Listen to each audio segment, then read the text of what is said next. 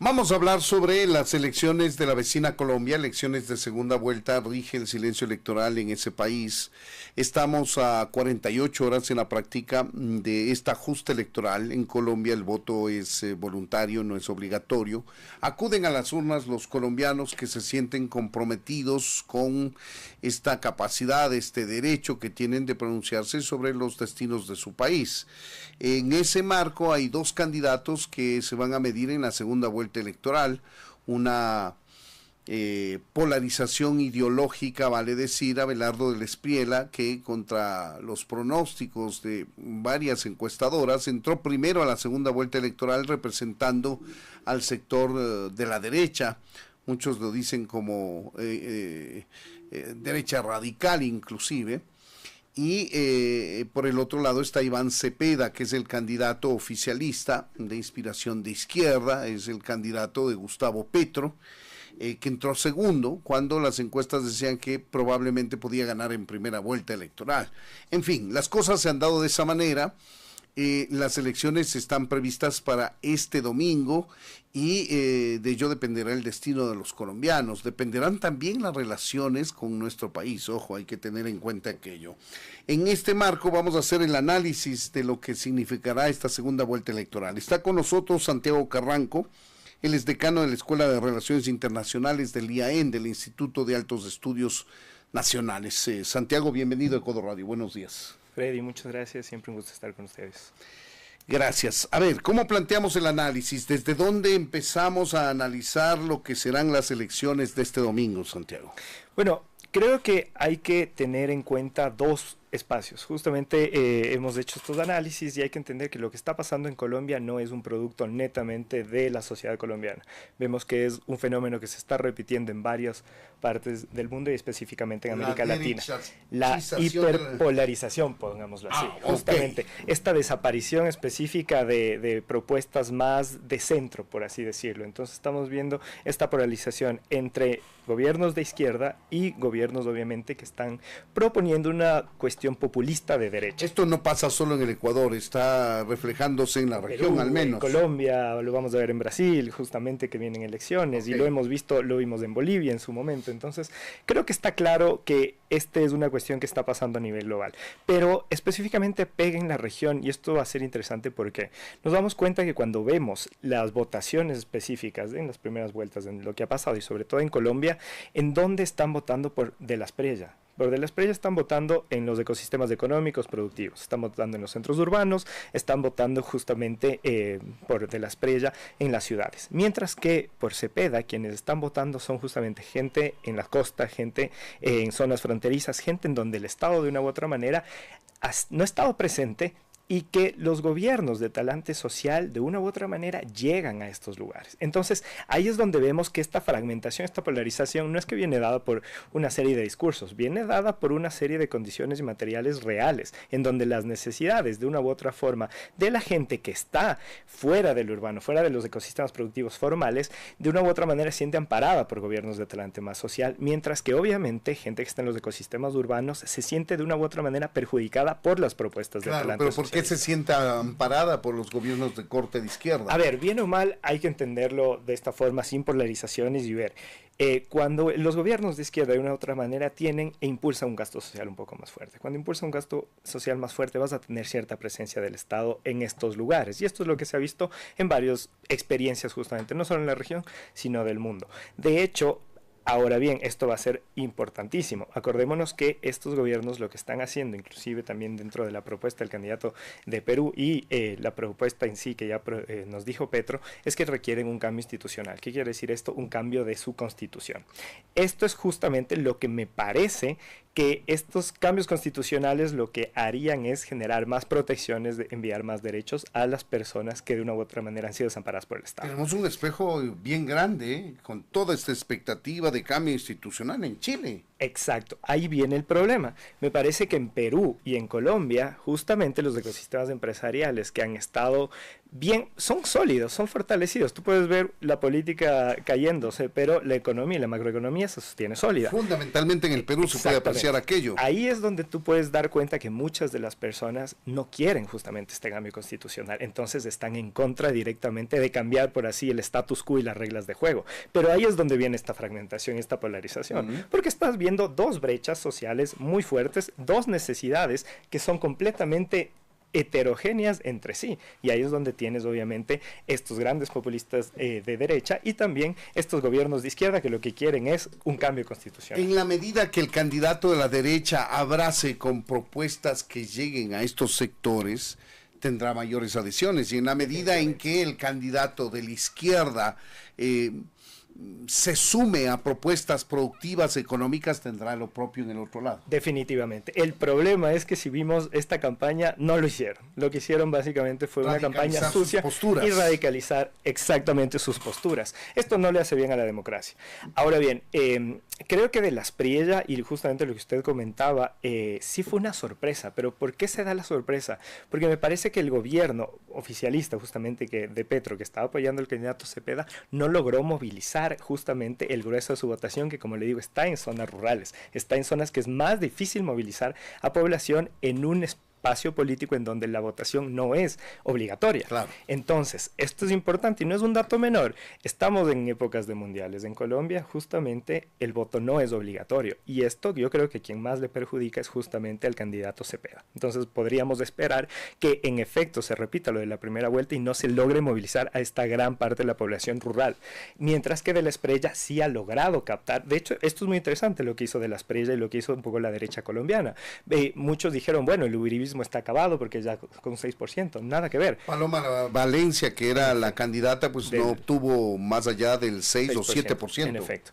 Pero el Senado, ellos tienen la mayoría. Entonces, de ninguna manera es que perdió fuerza, sino los colombianos cogieron y dijeron, bueno, no vamos a votar en esta primera vuelta por el que nos gusta, sino literalmente por el que nos conviene. Entonces, creo que se movilizó todo este aparato del uribismo, que es un partido tradicional justamente dentro de Colombia, y puede justamente movilizarlo, y se lo consolidó justamente con De las Espriella. Entonces creo que esto es un dato importante para ver cómo desde las mismas ciudades va a ser más fácil movilizarse que dentro de los centros rurales en los cuales Cepeda va a tener un grueso más de población. Claro, pero sería pensable que más bien los sectores de izquierda están organizados, todo el aparataje estatal que claro. No es ningún secreto, se pone al servicio del candidato oficialista y moviliza a las personas, les incentiva, si no les obliga a ir a votar, porque no es obligatorio el voto en Colombia, y entonces pues se podría pensar que hay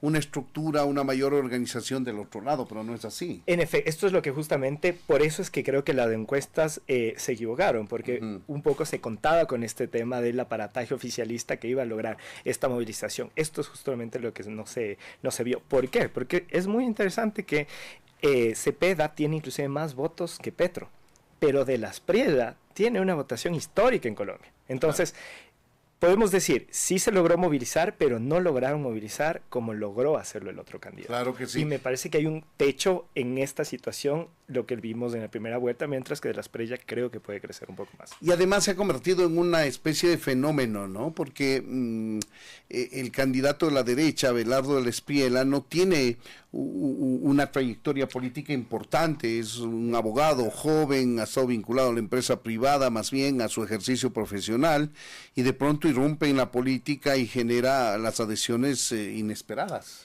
Esto también tiene una explicación estudiada, ¿no? El Barómetro de las Américas ya nos venía diciendo desde hace varios años que en América Latina mucho de las poblaciones, y específicamente en la región andina y en Ecuador, en Colombia, llega casi hasta un 60% de población en algunos lugares que no quiere democracia prefiere justamente que le solucionen los problemas rápidos. Entonces, las propuestas que nosotros vemos, por ejemplo, de las Prella, de Keiko Fujimori en Perú, son cuestiones que se van a pegar mucho a lo que es el modelo Bukele. De hecho, se ha hablado de salirse del Pacto de San José para, de una u otra manera, generar megacárceles, generar una represión directa contra el tema del narcotráfico y todas las cuestiones. Más bien de corte más autoritario. Exacto. Entonces, las personas que entienden con esta cuestión, esto es la solución rápida.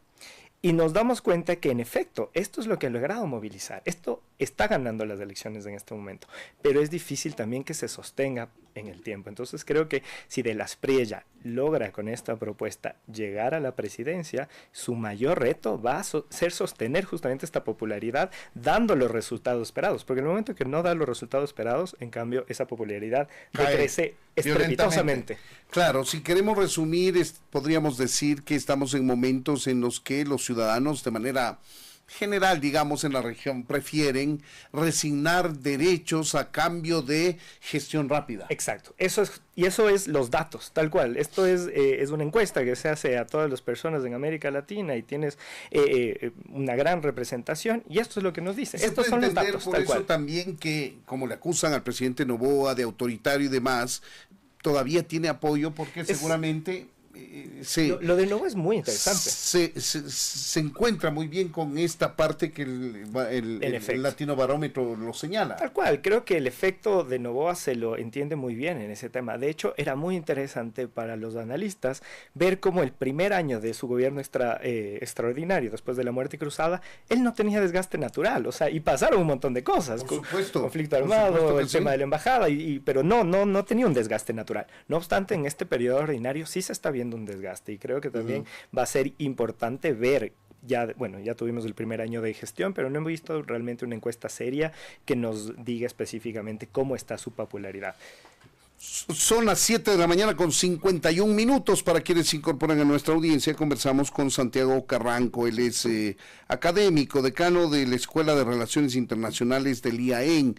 Hablamos con él sobre las elecciones presidenciales de segunda vuelta en Colombia que se van a celebrar este domingo, que enfrentan a dos candidatos diametralmente opuestos ideológicamente, uno de derecha y otro de izquierda, que es el oficialista. Ahora, tomando en cuenta todos estos análisis, antecedentes que ha puesto sobre la mesa Santiago, ¿quién está como más opcionado para la presidencia en Colombia? A ver, creo que decir un resultado y tener un pronóstico después de lo que hemos visto en todas las elecciones es muy complicado. Pero lo que sí podemos decir es una serie de factores. Me parece que lo que hizo De las Prella y lo que hizo sobre todo sus jefes de campaña fue lo correcto en primera vuelta, y si lo sostienen en segunda vuelta, yo creo que ellos tienen una capacidad de movilizar a mayor gente para que vaya a votar. Se refiere a que no irse al extremo, sino más bien regresar un poco al centro en las propuestas. No, más bien lo que digo es consolidar el voto de la derecha. Es lo que hicieron, consolidaron el voto de la derecha frente justamente a la izquierda. Y creo que, como nos damos cuenta que este voto sí está en centros urbanos, que es más fácil convocarlos justamente para que vayan a votar, porque ese es el problema. O sea, en Colombia tienes que jugar con esas reglas. O sea, estamos hablando de un tema netamente logístico en la práctica. Me parece que sí. En este momento creo que lo logístico va a ganar. Claro. Y como le digo, el candidato oficialista, en este caso, que si bien es cierto, tiene el aparataje estatal, vimos sus limitaciones en primera vuelta. Y esas limitaciones no creo que son fáciles superarlas, porque ahí sí vas a tener condiciones materiales que van a complicarlos. Y si añadimos la pizca del mundial, creo que esto puede ser también una variable muy interesante. ¿En qué sentido? Es más difícil que la gente salga a votar si tienes partidos en esa época. Yo no me voy a votar, estoy viendo el fútbol un poco. Somos América Latina. De acuerdo. Ok, ya nos ha dado pista por dónde va la cosa. Ahora, ¿qué le conviene más al Ecuador? Más allá de que ya nos ha dado una pista el presidente Noboa con este diálogo y cómo decidió desmantelar esta tasa de seguridad y todo que tan criticada fue en su momento y que a pesar de ello la mantuvo hasta que se dio este diálogo con el señor del Espriella. Hubo unos compromisos ahí verbales y listo, se acabó. Tres cosas. La primera, le voy a dar la respuesta normativa que tengo que dársela per se. Y la respuesta normativa es: ¿qué es lo que le conviene al Ecuador? No debe interferir Ecuador, o sea, no nos debe importar quién gane. El Ecuador tiene que mantener sus relaciones estratégicas con Colombia, que es un socio desde hace muchísimos años, en el cual compartimos una serie de encadenamientos productivos y somos con el país con el que más compartimos espacios internacionales. Default, eso está perfecto. Por default, eso no nos debe interesar y no tiene que pasar. Nuestra política exterior que buscar tener la mejor relación. Tiene que ser independiente de quién gane en el centro, en el norte, en cualquier lugar.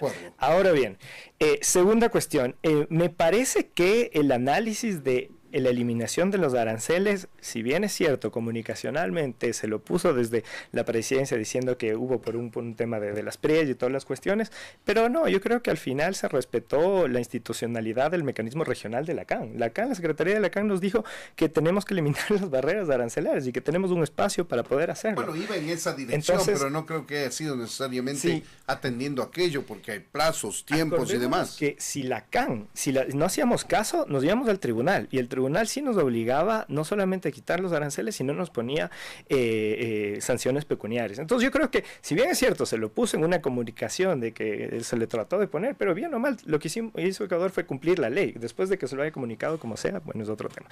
Y ahora sí la respuesta que me solicitó. A ver, el presidente Noboa ha mantenido una política específica de un alineamiento con potencias extranjeras. Estas potencias extranjeras, de una u otra forma, tienen también una visión de una lucha directa con Estados Unidos, con una lucha directa contra el tema del narcotráfico. Esto, ¿cuál es la otra opción? La otra opción para este tipo de lucha es, obviamente, en tratar de poner Estado en estos lugares para que muchos de los niños, de los chicos, recientemente vimos un niño de 13 y de 15 años tomados justamente por la mafia, para que estos niños tengan otra opción. Ahora bien, lo que se está haciendo de acá es obviamente hacer una lucha directa, un enfrentamiento directo, construcción de megacárceles, y esto con un apoyo de operaciones coordinadas con Estados Unidos, que lo hemos visto que ya está pasando en el Pacífico y todas las cuestiones. Esto es claramente también la propuesta que está haciendo Keiko y que está haciendo obviamente el candidato de las PREA. Entonces, no digo que eso sea más conveniente, pero si tienes dos visiones parecidas, va a ser más fácil generar política pública homogénea. Y te vas a entender de mejor manera con el mandatario de un signo ideológico y de objetivos similares. Esto de ninguna manera estoy diciendo que va a ser la solución de nuestros problemas. Exactamente, no estamos diciendo eso. Pero claramente creo que va a haber una mejor forma de trabajar en sí. Claro que sí. Ahora, el comercio retornará a su ritmo normal. No estamos saliendo un poquito de la política, ciertamente, pero como consecuencia de la política fue afectado el comercio binacional entre Ecuador y Colombia. ¿Usted cree que recuperará el ritmo y a lo mejor crezca el ritmo comercial Ecuador-Colombia después de esta guerra arancelaria que le redujo a su mínima expresión al comercio? Claramente. A ver, hay que entender que Ecuador y Colombia son socios comerciales naturales, o sea, compartimos una gran frontera y tenemos encadenamientos productivos bastante fuertes, los cuales se vieron sumamente afectados y creo que muchas industrias salieron quebradas después de este claro, deben haber quebrado algunos. Me parece que el incentivo, el cual escuché hace algunos días que se iba a dar desde el gobierno ecuatoriano a las industrias fronterizas, tiene que ser, pero esto no tiene que darse netamente un incentivo. Había y tenemos dos mecanismos. El Plan Binacional de Desarrollo Fronterizo, el cual es urgente que lo retomemos, porque si no estamos teniendo presencia en la frontera desde Ecuador y desde Colombia con una cooperación, coordinación coordinada, básicamente lo que estamos diciendo es tomen territorio para el narcotráfico, para las mafias, para la minería. Social, obviamente. Sí o sí, eso hay que retomarlo de ley. Y tenemos otro mecanismo, nuestra Dirección de Relaciones Vecinales, con la cual yo he sido muy crítico, porque lo que pasó con Colombia era trabajo justamente de esa dirección, el que no llegue a pasar lo que pasó. Tienen que hacer su trabajo, tienen que hacer sus relaciones y mantener obviamente esta política coordinada tanto con Perú, tanto con Colombia, tanto con Costa Rica, que también compartimos frontera. ¿Qué pasa en temas de seguridad? Ese fue el motivo por el que el presidente Noboa dijo, ok, me he cansado de pedirle que sea responsable, cuidado en su frontera, le pongo una tasa de seguridad porque a nosotros nos cuesta el trabajo que hacen Fuerzas Armadas para cuidar la frontera. 100%. A ver, eso hay que tenerlo clarísimo. Nosotros hicimos un trabajo justamente cuando se trató de plantear el tema de las zonas de desarrollo fronterizo, y tanto Ecuador como Colombia estuvieron con, por así decirlo en términos coloquiales, con plata y persona en la frontera, haciendo mesas de trabajo, diciendo, a ver, ¿qué se necesita en la frontera? La gente no iba. O sea, ¿qué quieren? Les vamos a dar, vamos a comprometernos a hacerlo. La gente no iba. ¿Por qué la gente no iba justamente a estos lugares? Porque ni Ecuador ni Colombia históricamente han tenido presencia en las fronteras y que de una u otra manera Ecuador ha tenido presencia en la frontera. Sí, pero acordemos que es una frontera bastante amplia y en la que está todo, o sea, a ver, esto es clarísimo y no tenemos que mentirnos. No tenemos capacidad realmente para tener un control en toda la frontera. Entonces, la única forma aquí, eso, claro, la militarización específica de toda la frontera es imposible. O sea, no lo vamos a poder hacerlo. Los poblados del lado ecuatoriano tiene presencia permanente, No, institucional, igual Colombia policía, y todo. Fuerzas Armadas. Colombia no la tiene. Colombia tiene, o sea, al final tiene. A ver, lo digo con conocimiento de causa. Es importante entenderlo, Freddy. Del otro lado, en Colombia, usted no tiene presencia institucional como la que tiene el Ecuador. Pero hagamos un ejercicio específico de historia. No hablemos, no pensemos en los gobiernos actuales y en el contexto. Pero Colombia viene luchando contra el tema de la guerrilla y el narcotráfico por años. Claro. Entonces, la capacidad logística que tienen para movilizar claramente es un ejemplo para todos, ¿no es cierto? Entonces, de que tienen capacidad logística, la tienen. Yo creo que la voluntad política, y como le digo, no es solamente un tema de militarizar, porque no, o sea, esa no es la fórmula. No tenemos la capacidad, ni Colombia ni Ecuador, para destinar recursos y militarizar toda esa zona. La fórmula yo creo que es, en efecto, reactivar estos planes de desarrollo. Pero lo que le decía hace un momento, cuando íbamos a estos lugares, la gente no confía en los gobiernos. No confía ni en el gobierno de Ecuador ni en el gobierno de Colombia. Esto estoy hablando hace varios años. Y por medio de quién se pudo ver las necesidades y un poco hablar con la gente de zonas fronterizas. No estamos hablando de los grandes centros poblados, sino de las zonas más rurales, por medio de ACNUR y por medio de la Cruz Roja. Entonces, estos organismos, como bien o mal, están ejecutando acciones de política pública, las cuales el Estado per se no lo está haciendo, no lo ha hecho históricamente, tienen justamente esta confianza. Me parece que esto hay que retomarlo y es urgente que nuestra Dirección de Relaciones Vecinales se ponga pilas en estos temas. Ahí tienen ustedes, amigos, es el análisis de Santiago Carranco, decano de la Escuela de Relaciones Internacionales del IAEN, respecto de lo que podrían ser las elecciones que en menos de 48 horas empezarán en la vecina Colombia, elecciones presidenciales de segunda vuelta que enfrentan a una polarización ideológica y que podría decidir si regresan a una conducción del Estado de derecha o si se mantienen en este gobierno de izquierda que está terminando, el de Gustavo Petro. Dicho sea de paso, históricamente o en la historia reciente al menos, Colombia ha sido gobernada, o los colombianos han sido gobernados por gobiernos de centro hacia la derecha. Esa ruta fue interrumpida por estos 4 años que están a punto de terminar de la administración de Gustavo Petro. Entonces hay que ver si los colombianos siguen confiando en un gobierno de izquierda o de inspiración de izquierda, o por el contrario retoman su senda de la historia reciente de derecha. Eso nada más como contexto. Gracias a Santiago Carranco por habernos atendido. No, gracias a ustedes, un placer para mí. También para nosotros recibirlo. 8 de la mañana con 2 minutos. Esto es Ecuador Radio, primera emisión a través de Radio Quito y Radio Platino.